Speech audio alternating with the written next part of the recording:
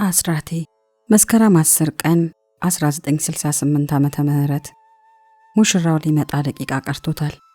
ሰርጌን ለማድመቅ ለኔም ያላቸውን ፍቅርና ክብር በሚችሉት ሁሉ ለመግለጽ የሚያማምሩ የክትና አዳዲስ ልብሶቻቸውን ለባብሰው ቤተ ዘመድ ሁሉ ተሰብስቧል። ቤታችን ውስጥ ከዳር እስከ ዳር ጢም ያሉት ቆነጃጅትና ጎበዛዝት እህት ወንድሞቼና ጓደኞቼ ሽር ጉድ በማለት ይናኛሉ። ሙሽራዬ ወጣቱ የሕክምና ምሩቅ ዶክተር ጥበቡ ኃይለ ሥላሴ ከእድምተኞቹ ጋር መጥቶ ሊወስደኝ ነው። የጋብቻ ስነ ስርዓታችን የሚከናወነውም በአዲስ አበባ ሙሉ ወንጌል ቤተክርስቲያን ነው። ስለዚህም የሁሉም ሰው አይንና ጆሮ ደጅ ደጁን የሚቃኝበት ቅጽበት ነው። ለዕለቱ በየልካቸው የተዘጋጁ አይነ ግቡ ሮዝ ረጃጅም የሚዜ ልብሶች የተላበሱት አራቱ የሴት ሚዜዎቼ ሁለቱ ታናናሽ እህቶቼ ሲሆኑ ከቅርብ ጓደኞቼ መካከል ደግሞ ሁለቱ በግራና በቀኝ ቆመዋል። ሁለቱ ትናንሽ ወንድሞቼና ትንሿ ያክስቴ ልጅ ደግሞ በሻማ ያዥነት ከፊቴ በተጠንቀቅ ይገኛሉ።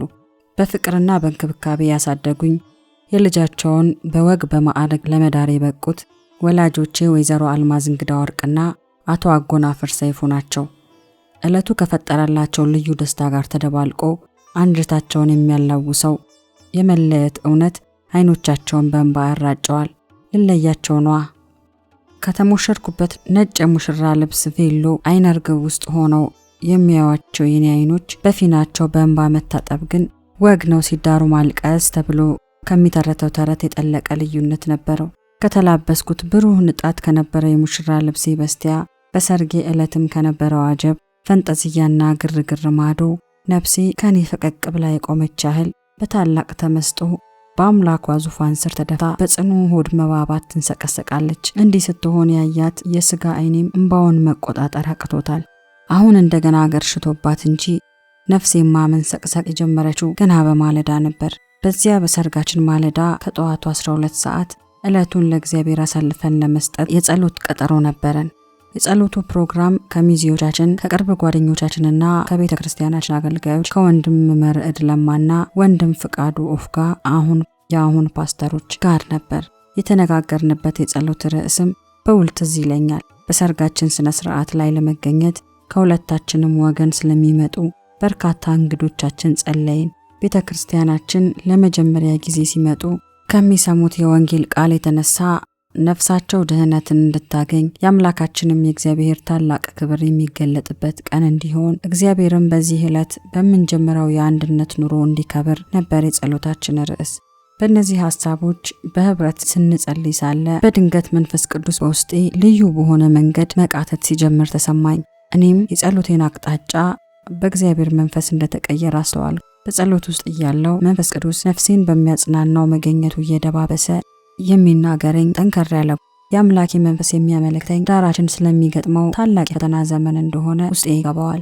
አርያም ስለሚፈልገን ልዩ የእግዚአብሔር ጸጋ የዝናቡ ጎርፍ ከዓይኖቼ እንባ ጋር ተቀላቅሎ የልዑል እግዚአብሔርን ጸጋና ልዩ ኃይል ጨመረልኝ። የልቦናዬን ወገብ የሰማይ እጅ አስታጠቀኝ።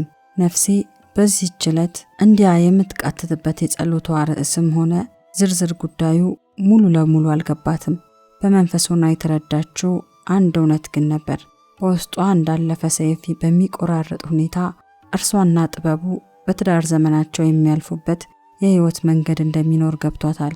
በጸሎቴም እግዚአብሔር ሆይ ብቻ አንተ ከኛ ጋር ሁን። አንተ የቤታችን ራስና የበላይ ባለስልጣን ነህ። አንተ በመሰረትከው በዚህ ትዳር ውስጥ በስፍራ እስከተገኘህልን ክፉውን አንፈራም። በዚህች ዓለም ውስጥ እስካለን ድረስ መከራ እንዳለብን እናውቃለን። ዓለምን በድል አድራጊነት ያሸነፍከው አንተ አምላካችን በኑሯችን ሁሉ ቀደምልን። ካንተ የተነሳ እኛም በድል እንወጣለን።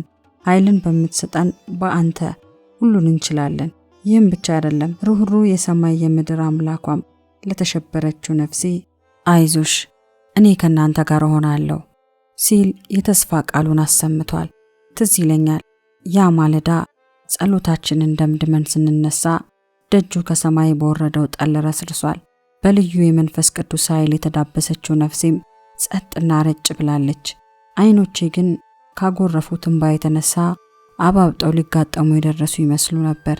የሰርጉ ስነ ስርዓት የሚጀምረው ከቀኑ 8 ሰዓት የቤተ ክርስቲያን ፕሮግራም በመሆኑ አይኖቼ እብጠታቸውን ለመቀነስ ጊዜ ነበራቸው። ከጸሎቱ በኋላ ወደ ቤት ስመለስ በዕለቱ አብሮኝ ከጎኔ ለመቆም ወደ ቤታችን የሚጎርፈው የሰው ቁጥር እየጨመረ ግርግሩ በዝቷል። እግዚአብሔርን በሚያከብሩና በሚያሞግሱ መንፈሳዊ መዝሙሮች ቤቱ ይነዋወጣል። የሥጋ ዘመዶቼና ተጋባዦቻችን በሕይወታቸው ለመጀመሪያ ጊዜ የተገኙበት የጴንጤ ለወንጌል አማንያን ከህብረተሰቡ በዚያ ዘመን የተሰጠን መጠሪያ ሰርግ ነበርና መገረም ይታይባቸዋል። በባህላችን እንደተለመደው በዘፈን በስክስታና በዳንኪራ ሊድሩኝ የነበራቸው ሐሳብ ሲሻርባቸው በብዙዎች የተፈራውን ያህል ቀርቶ ጥቂትም እንኳን እንዳያንጎራጉሩ እግዚአብሔር በመገኘቱ ፍርሃት ዘመዶቼን ውጧቸዋል። በዘመኑ ከሥጋ ዘመዳሞች ፍቅር መሃል ለአይነትና ለናሙና ከሚጠቀሱ እጅግ ከሚተሳሰቡ ቤተዘመዶች መሃል እግዚአብሔር ወደ ራሱ ወደ ሰማያዊ ባህል ያፈለሰኝ ነበርኩ። የጌታን መንገድ በመከተሌ ህብረተሰቡ የሚሰጠኝ ትልቅ ክብር እንደቀረብኝ ራሴንም እንደጎዳው ከተቆጠርኩ ዓመታት አልፈዋል። የሰርጌ ቀን ሲወሰን የቤተ ዘመዶቼን ተጽዕኖ ስለማውቅ አምላኬ በወላጆቼ ፊት ሞገስ እንዲሰጠኝ ከጥበቡ ጋር አጠንክረን ጸለይን።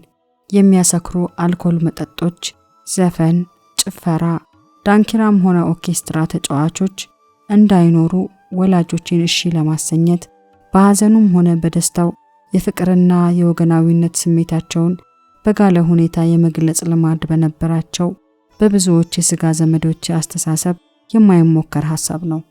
የውሳኔን ጭምጭምታ የሰሙ ዘመዶቼ በተለይም አያቴ ወይዘሮ አሰለፈች ለብቻዬ ወስዳ ገስጻኛለች እና ጠላና ጠጅ ላይ ጠመቅ፣ አልኮል ላይ ጠጣ፣ ዘፈን ላይ ዘፈን፣ ሰርግ ነው ወይስ ለቅሶ?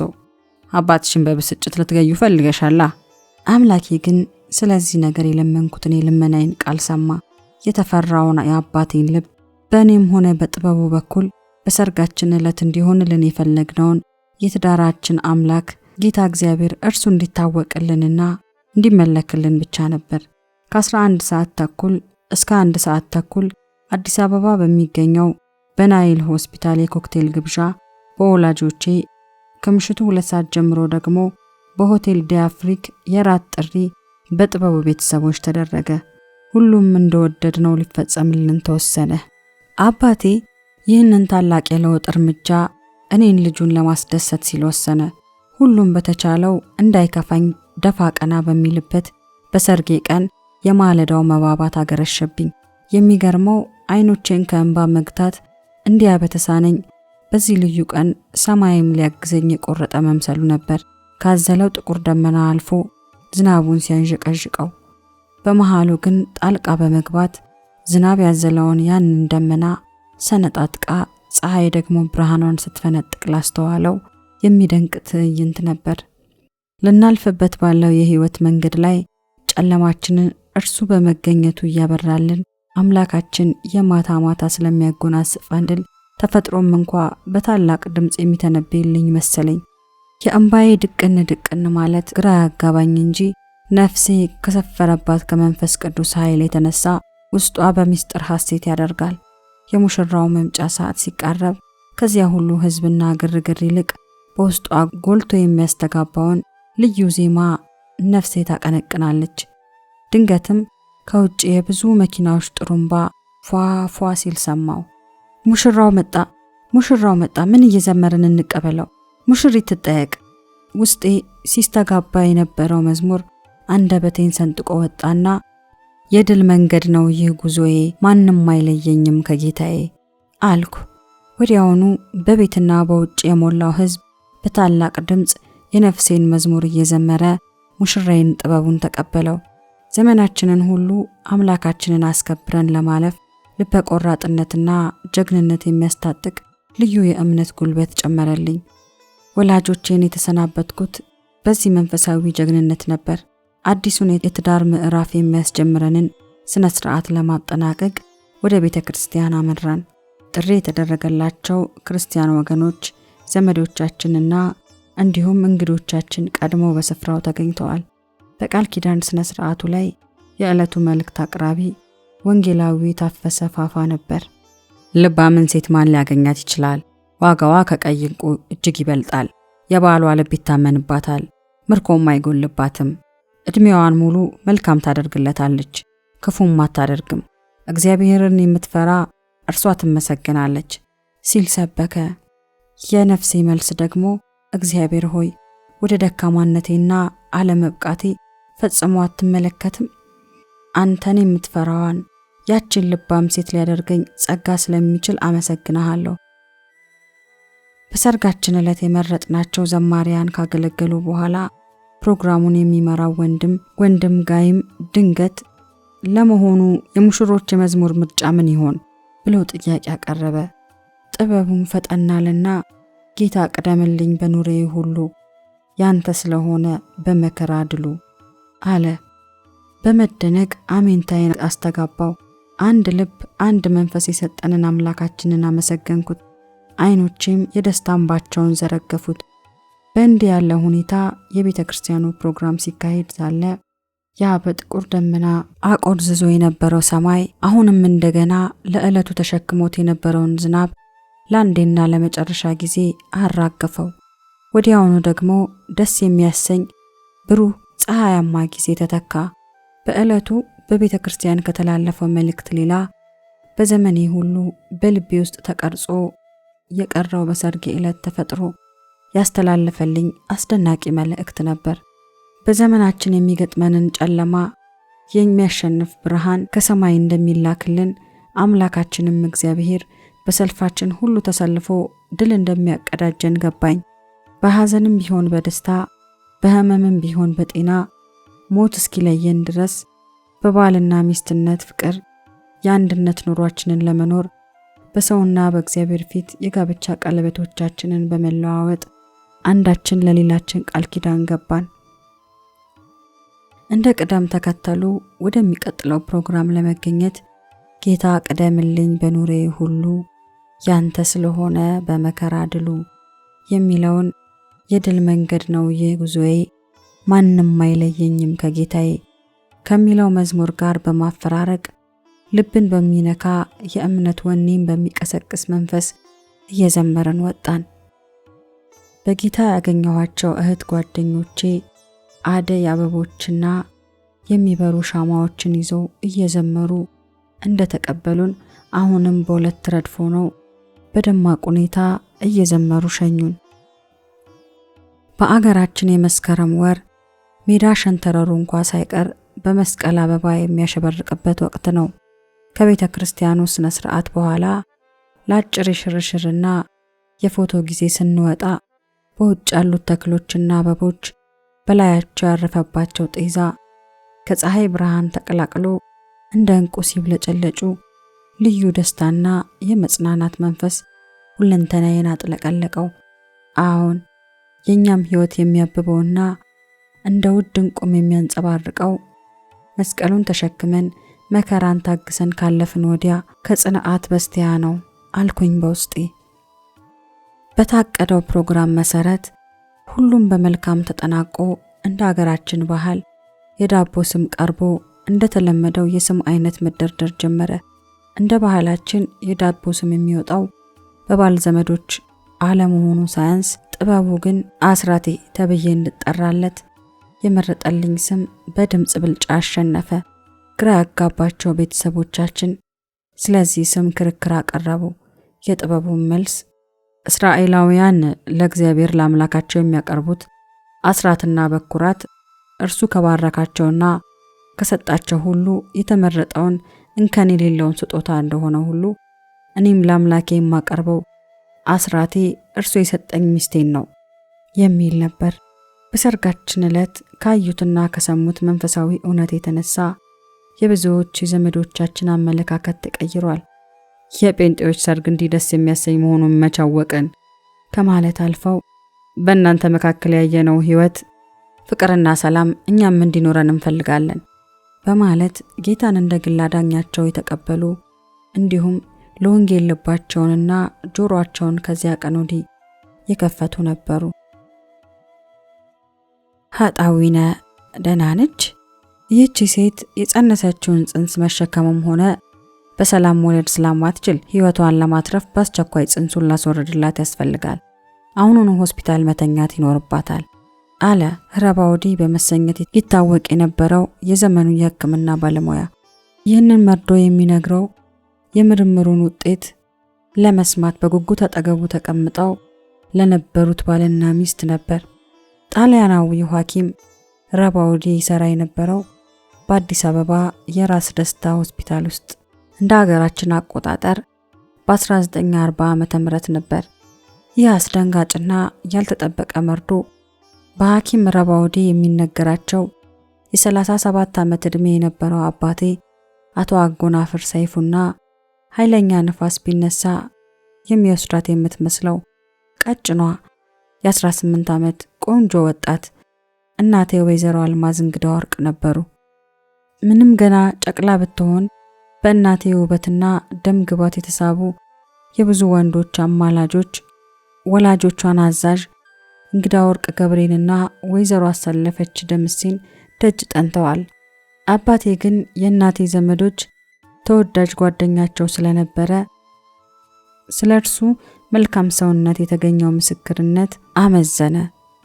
ትልቅ የዕድሜ ልዩነት ቢኖራቸውም እናቴ በሰርግ የተዳረችለት ገና የ14 ዓመት ትንሽ ልጅ ሳለች ነበር። በተጋቡ በዓመቱ የመጀመሪያ ልጃቸውን ታላቅ ወንድሜን ገብሩ አጎናፍርን ያለምንም ሐኪም እርዳታ ቤቷ በሰላም ተገላግላለች። ይህ ከሆነ ከ3 ዓመት በኋላ ለሁለተኛ ጊዜ ስትጸንስ ምግብ አልረጋ ይላታል። ሊያማክሩት ቢሄዱ ሐኪሙ ረባውዲ በወላጆች መካከል ያለውን የዕድሜና የክብደት ልዩነት በማየት ብቻ ይመስላል ያን አስደንጋጭ ዜና የሚነግራቸው። ስለዚህ በእርሱ ግምትና አስተሳሰብ ከግዙፉ አባቴ የተጸነሰው ጽንስ ግዙፍ ሆኖ የቀጭኗን የትንሿን እናቴን ሕይወት እንደሚያሳልፍ እርግጠኛ ነበር። ከዚያም በላይ ያችን ትንሽ ልጅ ለዚያ ትልቅ ሰው ስላጋቡትም ወላጆች ያበሻ ራስ ቆርቆሮ በማለትም ያፍላፊ ሁሉ ተናግሯል። ባለ አእምሮ ሐኪም ረባውዲ አስቸኳይ እርምጃ ለመውሰድ እጅጉን ተጣድፏል።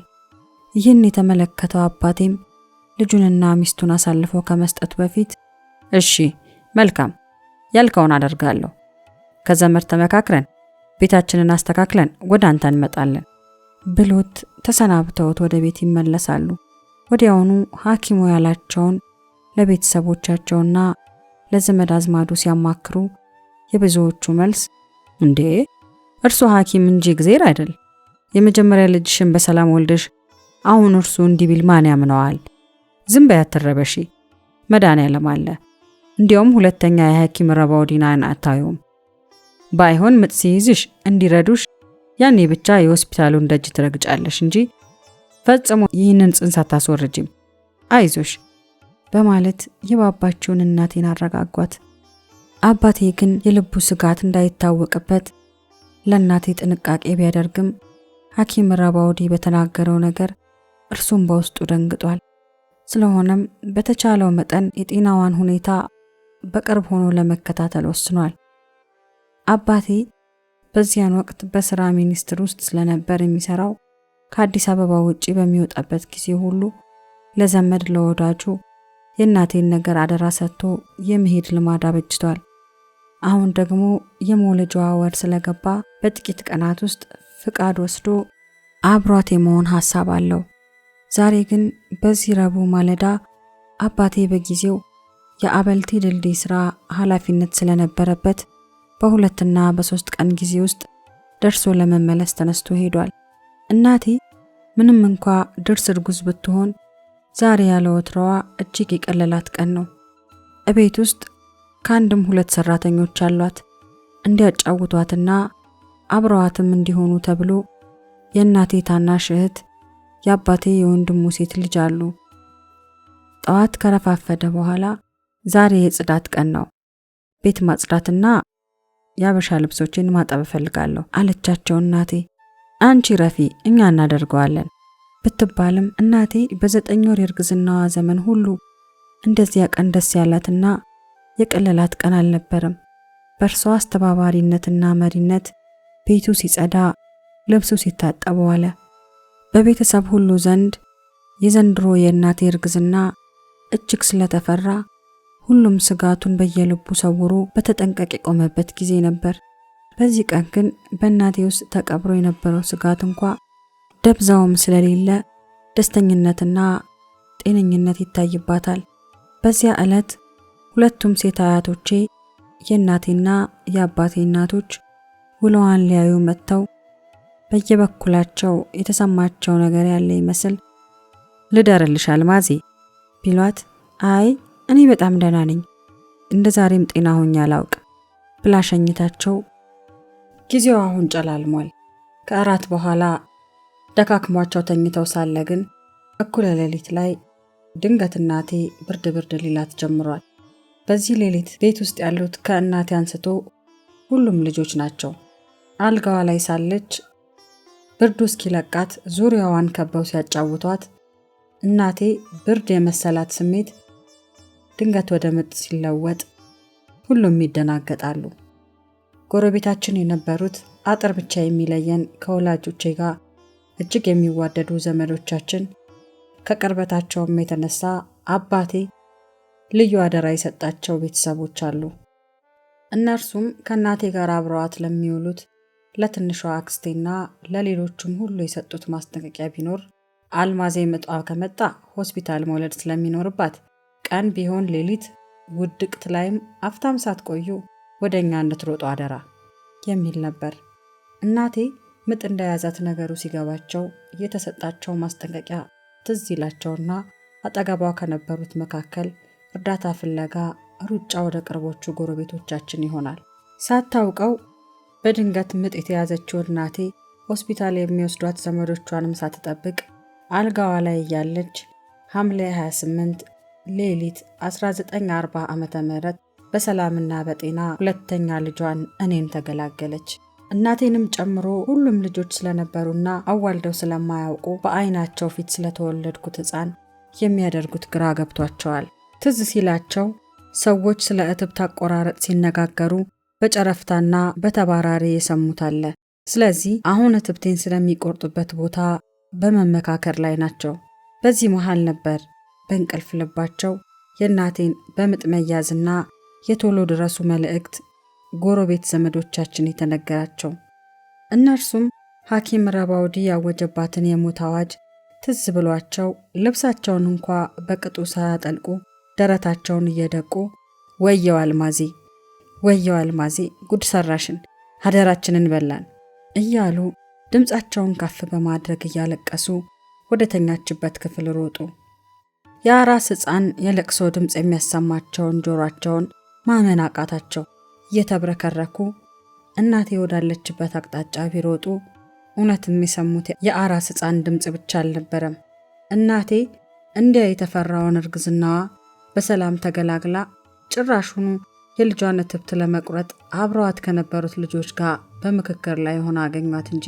በዚህ ጊዜ ነበር በቤታችን አጥልቶ የነበረው የሞት ጥላ የእግዚአብሔር ምሕረት ስለገፈፈው ዋይታው ወደ እልልታ፣ ለቅሶውም ወደ ደስታ የተለወጠው። በፍጹም ጤንነትና የወላጆች ፍቅር አድጌ በእግሬ ድክ ማለት ሲጀምር ሰውነቴ ድንቡሼ ወፍራም ሆኖ ስራመድ ዱን ስለምልና ጉድ ማለት ስለማበዛ ዱንዬ የሚል የቤት ስም እንዲሁም በአባቴ አያት ስም ደግሞ ማሚት የሚል የውጭ ስም እንደወጣልኝ ወላጆቼ ነግረውኛል። ዘመድ ሲሰባሰብ ከልጅነት ለዛዬ የተነሳ ለአጫዋችነት ፈለግ ነበር። በእናቴ ሆድ ውስጥ ከተረገዝኩበት ጊዜ አንስቶ ታሪኬን የሚያውቁ ሁሉ ከሐኪም ረባውዲ እጅ ተርፌ ለዚህ መብቃት ያስደንቃቸው ነበር። በተወለድኩ በ5 ዓመቴ አባቴ በአገረ ገዥነት ከፋ ክፍለ ሀገር ጨና በምትባል ስፍራ ስለተመደበ ቤተሰቡንና ጓዙን ከአዲስ አበባ ይዞ ለመንቀሳቀስ ወሰነ። ከዘመድ ከወዳጅ መለየቱ ለወላጆቼ ከባድ የነበረ ቢሆንም ታላቅ ወንድሜንና እኔን ይዘው ኑሯቸውን ለመምራት ወደ ጨና ሲወርዱ ከአዲስ አበባ ኑሮዬ የመለየቱ ነገር የልጅነት አእምሮዬን አላስጨነቀውም። በዚያ ስፍራ የመንግስት ትምህርት ቤት ስላልነበረ አንድ የቄስ አስተማሪ ግቢያችን ውስጥ በመቅጠር እኔና ወንድሜ እንዲሁም ፊደል ለመቁጠር ዕድሜያቸው የደረሰ የአካባቢው ልጆች ሁሉ የምንማርበት የግማሽ ቀን የቄስ ትምህርት ቤት አባቴ አቋቋመ። የኔታ በግዕዝና በቃል የሚያስደግሙን ሁሉ ትርጉሙ አይገባኝም። ይዤ የቀረሁትና ከልጅነት አእምሮዬ ትዝታው ያልጠፋው ሀጣዊነ የሚለው ቃል ነው። አንዴ ከቦንጋ ከፋ አውራጃ የመጡ የአባቴ ጓደኛ ሀጣዊነ ካልኩ በኋላ ወደ ቤት ለመድረስ የማደርገው ሩጫ አስቋቸው ከዚያ ወዲህ ስለ እኔ ደህንነት ወላጆቼን ሲጠይቁ ሀጣዊነ ደህና ነች ይሉ ነበር። በዚህ ወቅት የማልረሳው የልጅነት ትዝታ አለኝ። ከየኔታ የማለዳ ትምህርት በኋላ የንባብ ችሎታዬን እንዳሻሽል ከእናቴ ጋር የማሳልፈው ጊዜ እቤታችን ውስጥ ከነበሩት የአማርኛ መጽሐፍት መሃል የዓለም ታሪክ የሚል ትልቅ መጽሐፍና ከጥንቱ የእንግሊዝኛ ቃል በቃል በጥንት አማርኛ የተተረጎመ መጽሐፍ ቅዱስ ነበር አዘውትራ እናቴ የምታነብልኝ። የዓለም ታሪክንም ሆነ ሌሎቹን መጽሐፍት ሳነብ በቀላሉ ሐሳቡን መከተል ስችል፣ የእግዚአብሔርን ታሪክ የሚናገረው መጽሐፍ ቅዱስ ግን ሊገባኝ በሚችል መንገድ ስላልተጻፈ ለመረዳት ያስቸግረኝ ነበር። ስለዚህ ይህ መጽሐፍ ለቄሶችና ለትልልቅ ሰዎች ነው እንጂ ለእኔ አይገባኝም ብዬ በመደምደምና ከሸሽ በማድረግ በትንሿ አእምሮዬ ጥግ እንዳስቀመጥኩት አስታውሳለሁ። ታላቅ ወንድሜ ገብሩ የመደበኛ ትምህርት ቤት ዕድሜው እንዳይተላለፍበት ሚዛን ተፈሪ ከዘመድ ጋር ሆኖ እንዲማር ተላከ። ወላጆቼ ሶስተኛዋን ልጃቸውን ታናሽ እህቴን ስንዱን ስለወለዱ ቤት ውስጥ ብቸኝነት አይሰማኝም ነበር። በ1950 ዓመተ ምህረት አባቴ ጃንጀሮ አሁን የም ወደሚባለው ስፍራ በአገረ ገዥነት ሲቀየር እዚያው ከነበረው የመንግስት ትምህርት ቤት ሄጄ ወላጆቼ እኔንና ወንድሜን አስገቡን።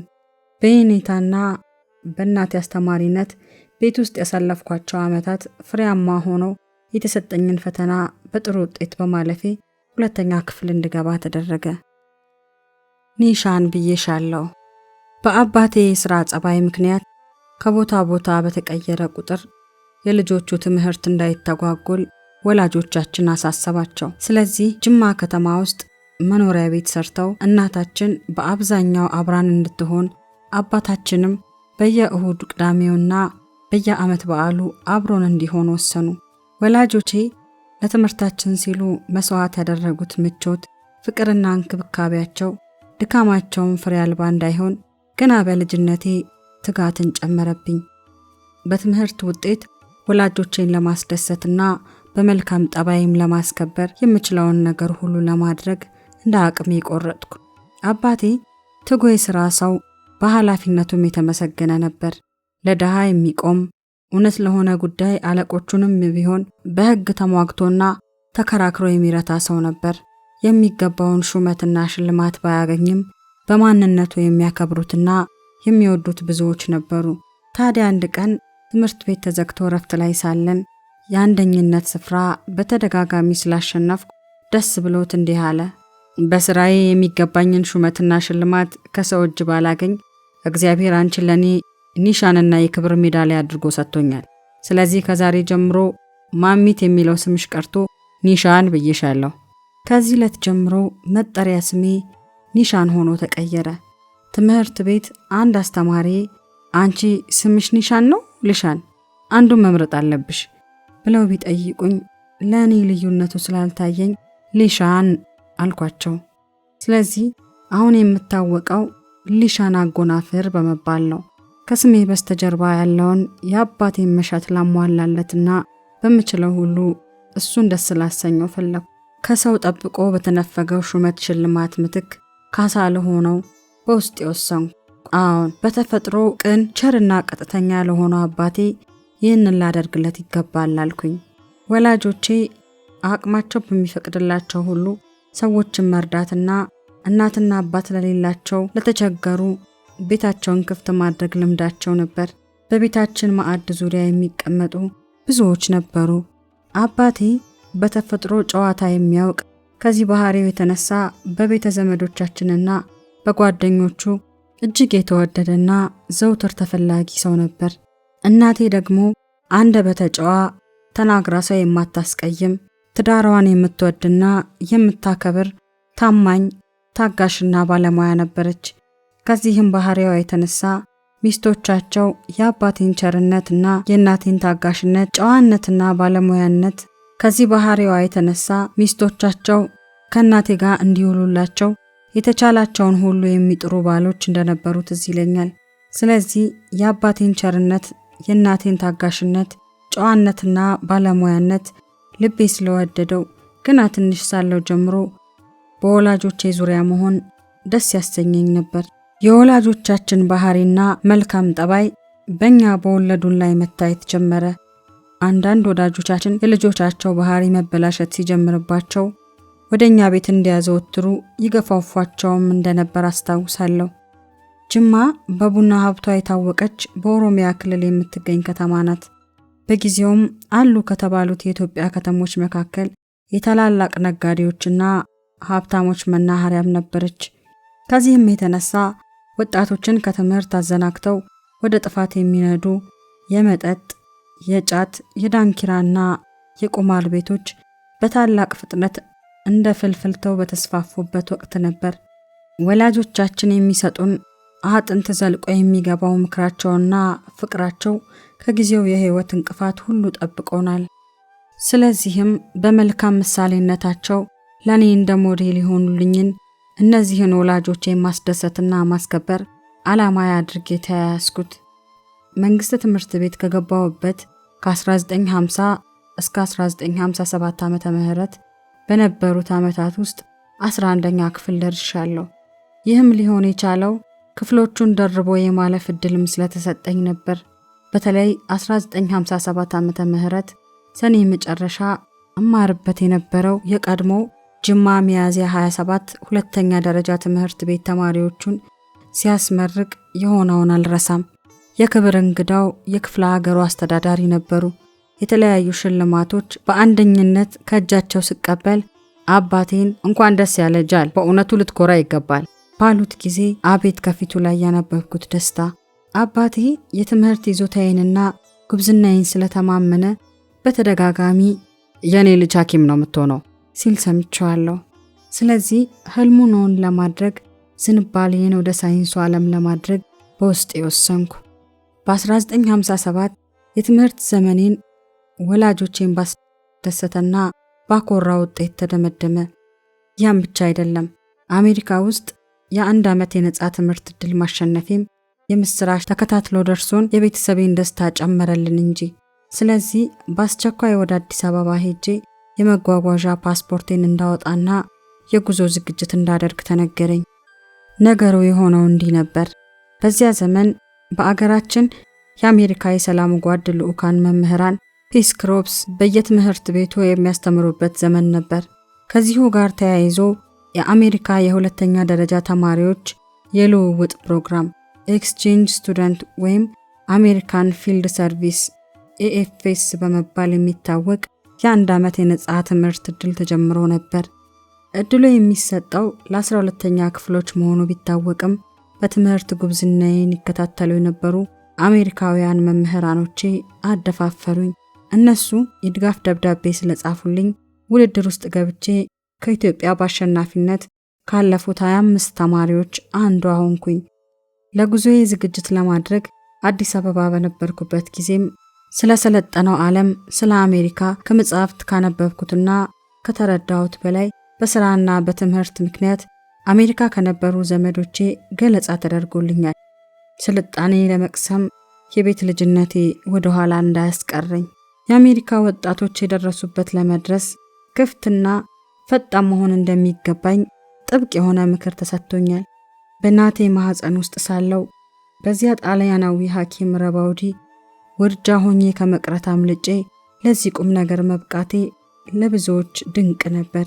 ደስ በተሰኙበትና ታሪኬን በሚያውቁ ዘመድ አዝማዶቼ እንዲሁም በወላጆቼ በተወለድኩ በ17 ዓመቴ ወደ አሜሪካ ሽኝት ተደረገልኝ።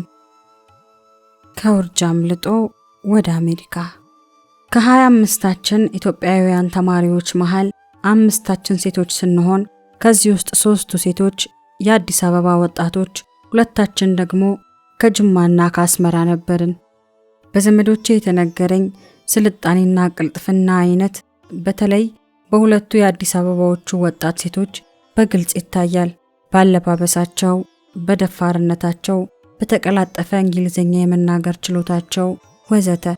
ሶስተኛዋ የአዲስ አበባ ልጅ ግን ጭምትነቷና የምትለብሳቸውን ረዣዥም ቀሚሶች ተመልክቼ በኔ በጅማዋ ልጅ አስተያየት እንኳ የከተማ ባለ ሀገር አድርጌ መዝግቢያታለሁ። ስለዚህም ለስልጣኔ የሚረባኝ ትምህርት እንደማላገኝባት ቆጥሬ በተቻለኝ መጠን ከእርሷ ጋር የሚኖረኝን ግንኙነት በልኩ ለማድረግ ገና ከሀገራችን ሳንነሳ ወስኛለሁ። ትምህርቴንና መልካም ጠባይን በሚመለከት ወላጆቼን ደስ ለማሰኘት እስከ ዛሬ ጥረት አድርጌያለሁ።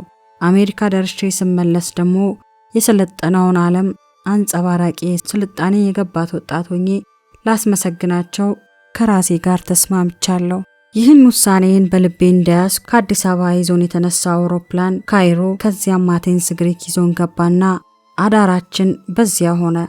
በወጣለን የጉዞ ፕሮግራም መሰረትም ጥንታዊቷን ግሪክና ታሪካዊ ስፍራዎችን ጎበኘን። ከዚያም ከመላው ዓለም ይህን ስኮላርሺፕ ያገኙት ወጣቶች ወደሚሰባሰቡባት ወደ ሆላንድ ተጉዘን ወደ አሜሪካ የሚያጓጉዘን መርከብ ለመያዝ ሮተርዳም ገባን። ሆላንድ ሮተርዳም ላይ ያሳፈረቻቸው ወደ 1000 የሚጠጉ ወጣቶችን መርከቧ ተሸክማ ኒውዮርክ አሜሪካ ስትደርስ ለማራገፍ ረጅሙን የአትላንቲክ ውቅያኖስን ጉዞ ተያያዘችው። ከአዲስ አበባ ከለቀቅንበት ዕለት አንስቶ እግረ መንገዴን እስካሁን እንኳ አይቼ ባዩት የስልጣኔ ምጥቀት ተገርሜያለሁ። በልቤ ታላቁ አሜሪካ እስክደርስ ቸኩያለሁ። ሆኖም ግን የተቻኮለውን ልቤን ፍጥነቱን የሚቀንስ ልጓም መርከብ ውስጥ ሳለው ገጥሞኝ ከዚህ ልጓም ለማምለጥ የውስጥ ግብግብ ተያያዝኩ። ከ900 በላይ የነበርነው ያን ሁሉ ወጣት ያካተተችው ያቺ ታላቅ መርከብ ማይ 7 ሲስ ትባላለች። መርከቢቷን ከረገጥኩባት ደቂቃ አንስቶ መርከብ ላይ ስወጣም ሆነ ስጓዝ የመጀመሪያ ጊዜ ነው። መደነቅ ይዞኛል። ከተለያዩ ክፍላት ዓለማት የመጡ ከ17 እስከ 20 የዕድሜ ክልል ውስጥ የሚገኙ ትኩስ ኃይል የሚነዳቸውን ወጣቶች ጭናለች። መርከቧ ከወደቡ ልትንቀሳቀስ ስትጀምር የደህና ግቡ እጆቻቸውን ለሚያውለበልቡት ተሰናባቾቻችን ምላሽ ለመስጠት ወጣቶቹ በሚዘምሩት መዝሙር ትናጣለች። መርከቢቷ ሁሉን የምታስተናግድበትና የምታዝናናበት በቂ ስፍራም እንዳላት ስገነዘብ ገርሞኛል። ከዚያ ሁሉ በላይ የገረመኝ ግን በመርከቧ ውስጥ የመኝታ ክፍሎች ሲደለደል እኔ የተመደብኩበት የመኝታ ክፍል የወጣውን የስም ዝርዝር ስመለከት ነው። ከእርሷ ጋር ያለኝን ግንኙነት በልኩ ለማድረግ ከወሰንኩባት ከዚያች ከአዲስ አበባዋ ልጅ ጋር አንድ መኝታ ቤት ተመድበናል። በክፍሉ ውስጥ ከተደላደልነው 4 ልጃገረዶች መሃል 2 ነጮች ከሁለት የተለያዩ ሀገሮች ሲሆኑ እኛ ሁለታችን ግን ከኢትዮጵያ ነን። እንዲያውም አልጋችን ታችና ላይ ሆኖ በአንድ ክፍል ውስጥ ለሚቀጥሉት 12 ቀናት አብረን እያደርን ለመጓዝ ከሷ ጋር መመደባችንን ተረዳው። ከዚያ ሁሉ ወጣት መሃል ልርቃት ካሰብኳት ከዚች ልጅ ጋር መመደቤ አስገረመኝ። ሁኔታው ካስገደደኛ አይቀር ለሰለጠነው ዓለም ራሴን በማዘጋጀት ላይ እንደመሆኔ እርሷንም በምችለው ሁሉ ልረዳት አሰብኩ። ስሟ እምነት አራያ ይባላል።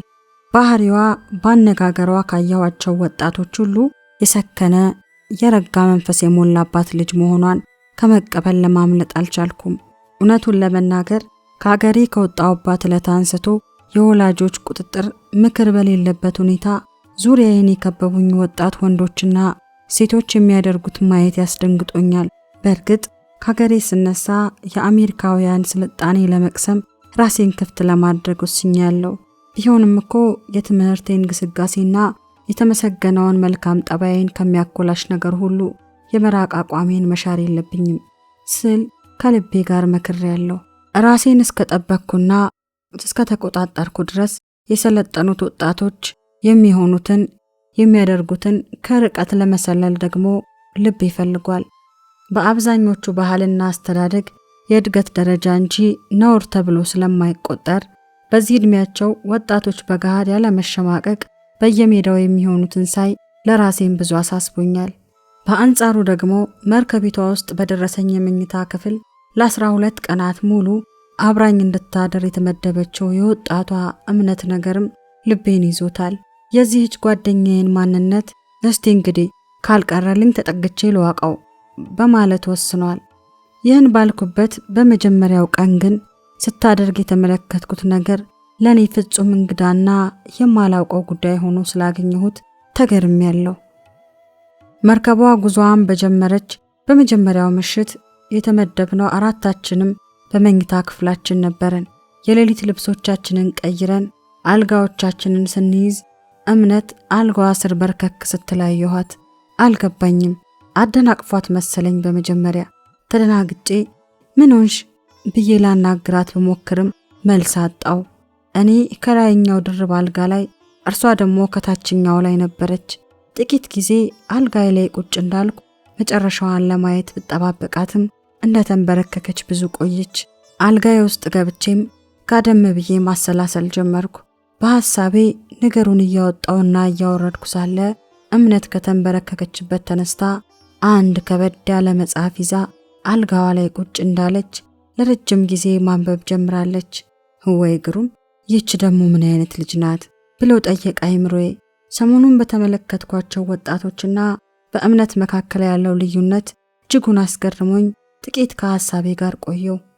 ከሐሳቤ ስነቃ ሁኔታዋን ለማየት አንገቴን ወጣ አድርጌ ቁልቁል ወደ አልጋዋ ብመለከት ያንን መጽሐፍ አጥፋ አጠገቧ አስቀምጣው ተሸፋፍና ተኝታለች። መጽሐፉን ልብ ብዬ ሳስተውለው መካከሉ ላይ ወርቃማ መስቀል ያለበት ጥቁር ሽፋን መጽሐፍ ነው። ያ ድሮ ትንሽ ሳለው እናቴ ንባብ ስታለማምደኝ ሳለ በጥንት አማርኛ የተጻፈው መጽሐፍ ስለማይገባኝ ላለማንበብ ገሸሽ አደርገው የነበረው መጽሐፍ ቅዱስ ነው። ስለዚህ እምነት በዚያ ምሽት ያደረገችውን ሁለት ነገሮች ሳገናዝብ የጸሎትና የመጽሐፍ ቅዱስ ሚስዮን መሆኗን ደረስኩበት። ስለ ጸሎት የነበረኝ አመለካከት በመጽሐፍ ቅዱስ ላይ ከነበረኝ አቋም የተለየ አልነበረም። ሁለቱም ጉዳዮች በሰው ልጅ የዕድሜ የመጨረሻ ዘመን አካባቢ ሊነሱ የሚገባቸው እንጂ ወጣቶችን የሚመለከቱ ናቸው ብዬ አስቤ አላውቅም። በቤታችን ውስጥ ትዝ እስከሚለኝ ድረስ የማውቀው እናቴ ቤተክርስቲያን ሳሚ፣ ዳዊት ደጋሚ፣ በጾም በምጽዋቱ የሚደርስባት የሌላት ነበረች። አባቴ ግን የሃይማኖት መሪዎች ነን ከሚሉት የሚታይ መልካም ምሳሌነት ስላጣ ስለ ሃይማኖት ጉዳይ ብዙም ፍላጎት አልነበረውም። ሆኖም ግን እኛን ልጆችን በተመለከተ በእናቴ ቀስቃሽነት ቤተክርስቲያን አብረናት የምንሄደው ትዝ ይለኛል። በግዕዝ የተጻፉት የማይገቡኝ የጸሎት መጽሐፍቶቿ ቤታችን ውስጥ ከነበሩን መጽሐፍት መሃል ማንም ሳያነበው ለዓመታት አቧራ ሲጠጣ የኖረው ያ መጽሐፍ ቅዱስ ትዝ ይለኛል። እናቴ ከምታስደግመው ከጸሎት መጽሐፍቶቿ ውጪ ግን ጸሎት መሆኑ አልገባኝም እንጂ የ12 ዓመት ልጅ ሳለው በህይወት ያደረኩት አንድ ነገር ደግሞ ትዝ ይለኛል። ጊዜው ከሰዓት በኋላ ነው። እቤታችን ውስጥ የገባውን የፀሐይ ጨረር ለማግኘት ወለሉ ላይ በደረቴ ተኝቻለሁ። ጥናቴንና የቤት ስራዬን እዚያው እንዳለው ካጠናቀቅኩ በኋላ ድንገት ሳላስበው ስለ እግዚአብሔር አወጣና አወርድ ጀመር። ቀን ላይ ትምህርት ቤታችን ከሚማሩት መሃል ሚሽናት የምትባል ልጅ ስታዜም የሰማሁት አንድ ዜማ ውስጤን ሞልቶታል። ሳላውቀው መዝሙሩን በተመስጦ ከእንባ ጋር ስዘምረው እንባዬን በተኛውበት ጣውላ ስር ሲወርድ አየሁት። መዝሙሩ በእንግሊዝኛ ነበር። ና ወደ ልቤ ኦ ኢየሱስ ማለት ነው። በዚያ ሰዓት እንባዬን እያፈሰስኩ መዝሙሩን ስዘምር በውስጤ የፈሰሰው ሰላምና ደስታ ትውስ ይለኛል።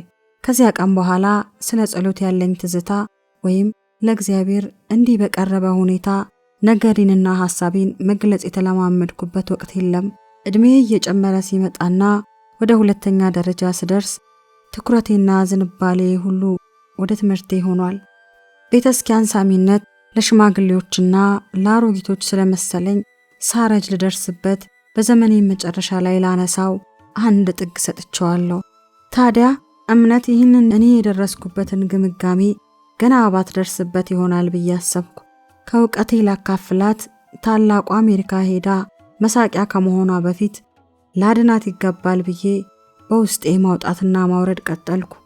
ሆኖም ግን በመርከቧ ውስጥ ያሳለፍናቸው 12 ቀናት በብዙ ፕሮግራሞችና በአዳዲስ እንግዳ በሆኑ ነገሮች የተሞሉ ነበሩ።